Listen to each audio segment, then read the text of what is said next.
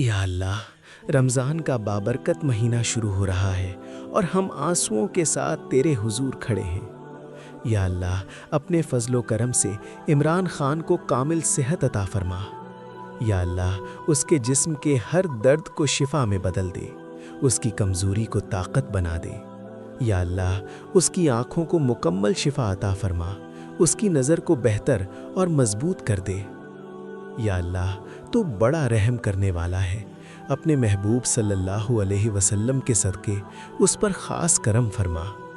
یا اللہ، اگر یہ آزمائش ہے تو اسے آسان بنا دے، اور اگر یہ ظلم ہے تو خود انصاف فرما۔ یا اللہ، اس کی قید کے معاملے میں غیب سے کوئی راستہ بنا دے۔ یا اللہ، اس کی رہائی کا ایسا انتظام فرما جو کسی کے وہم میں بھی نہ ہو۔